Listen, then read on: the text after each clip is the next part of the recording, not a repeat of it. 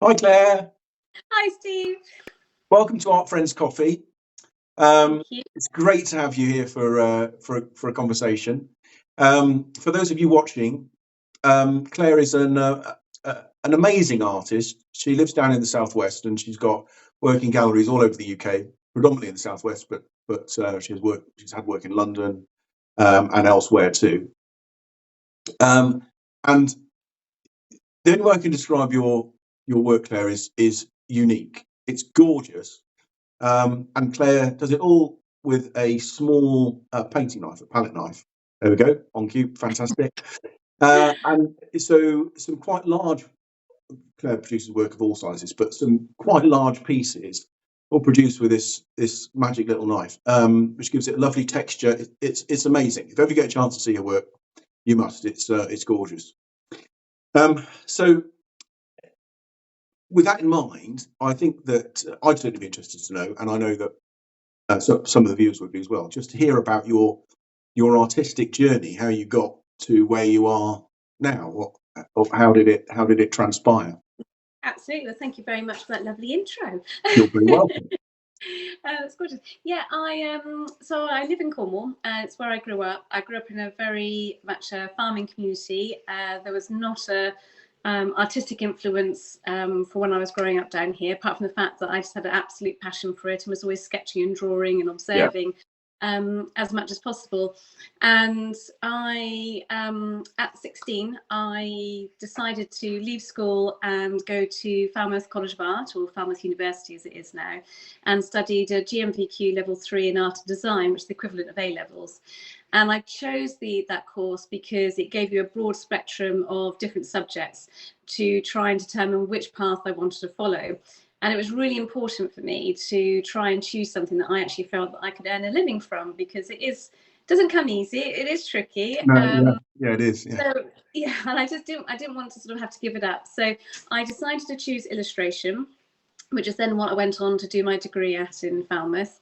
And it was a brilliant course, absolutely fantastic. One of the aspects which I found hugely valuable was actually how to run a business. So they really sort of taught you the practical side as well as the creative side.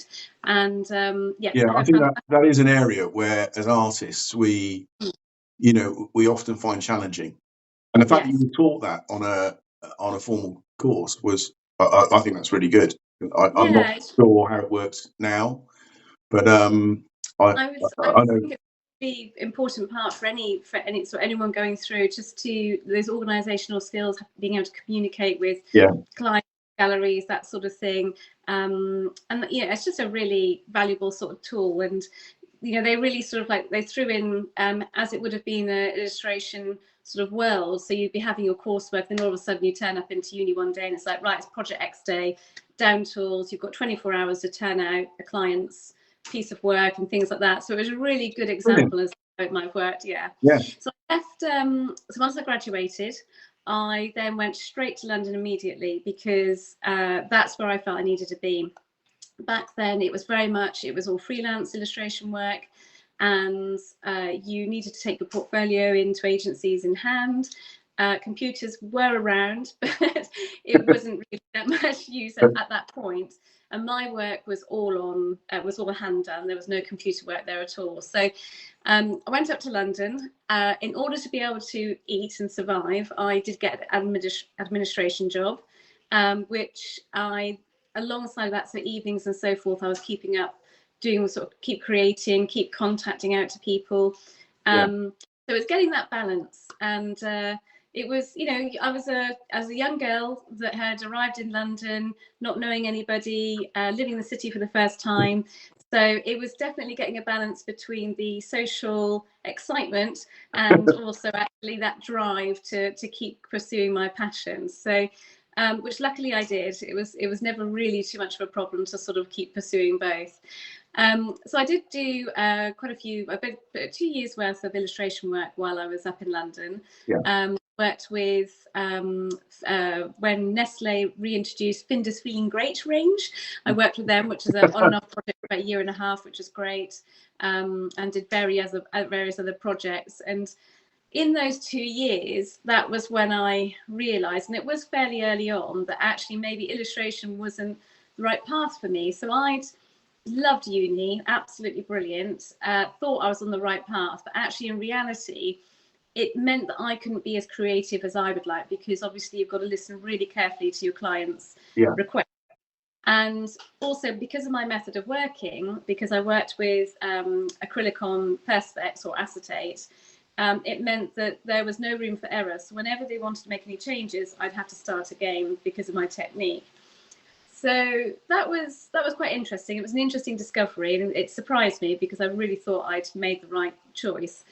And then I was given an opportunity to exhibit in one of the bars in London. It's called Barroom Bar, and their whole sort of business model was that they had exhibitions running alongside, and they took it really seriously, and you had private views and you get sort of people in, and it was a really fab environment. It was a great art. So yeah, so it was a lovely thing to sort of get started on, and I ended up doing 6 exhibitions across London at these barroom bars, and it was really exciting. And after the very first one, I realized that I liked that method, that I would build up a body of work, you put it out for the private view, which is very exciting, and then hopefully people buy, or you get the phone call to say work is sold, can you bring some more in? And then once the show's done, you go back in the studio, and then you're creating another body of work. And that's when I realized that actually, rather than illustrating, this was how I wanted to pursue. So I did the 6 exhibitions across London, and then that spurred on a few other exhibitions. Absolutely loved it. I did then, sort of after a few years, I needed to get a mortgage. So, and freelance artist isn't quite what they were looking for. No, I imagine there's challenges there. Yeah. So I went back to doing administration as well as keep sort of painting, and I worked for the Royal Academy of Dance. It was a really creative environment, and yeah, it was absolutely fabulous. And like at the lunch times, I could go in and sketch and things like that, and it was absolutely fabulous. And that was lovely because I did mean that I sort of didn't lose those creative roots. I could keep going. And so I did that. And then in 2010, my family and I, we moved back down to Cornwall. And that for me is where everything really changed. And I then became a full-time artist in the sense that I never felt like I've never had to lean back on administration ever again, thank goodness. But when I came down to Cornwall, I became quite, I suppose, selfish in a way in what I chose to do, because I actually really listened to what I enjoy doing. And for me, it's landscape paintings. And so I just stopped all other forms of content, and I just purely focused in on landscape art, doing oil with palette knife, and I haven't looked back. It's ticked all of my happy boxes. Yeah, it's interesting though, isn't it? If you're doing work that you love, I think you can tell in the work in some way, personally. You know, yeah. Good on you.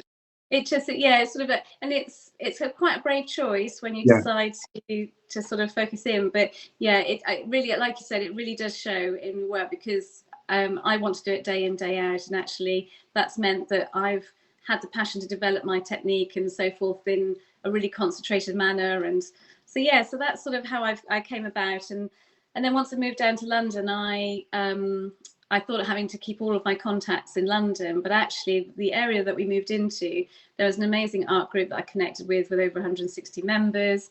So I met really like-minded people. They gave me opportunities for exhibiting, find my feet in the area. And so that was an amazing way to sort of grow who I was as a full-time artist, and still keeping contacts in London, but it was establishing who I was, and also reconfirming sort of what I was choosing to do and how to go forward was actually paying off.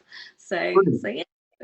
No, that's fascinating to hear. I mean, everyone has different journeys, but it's interesting that you made some difficult choices at the start based on a sort of a need, I suppose, a financial need, and then, but given time, it's come full circle, and you ended up where you would have liked to have been at the beginning. You got there, and it's working well for you. I think that's lovely to hear. So thanks so much for sharing that. Oh, my pleasure. Absolutely. For those of you at home, I hope you enjoyed that as much as I did. It just delight to hear from you, Claire. And if it was useful to you and you enjoyed it, please give us a like, consider giving us a subscribe. We'll be very grateful. And we look forward to seeing you in the next video. Thanks so much, Claire. Thanks, Steve. Bye. Bye.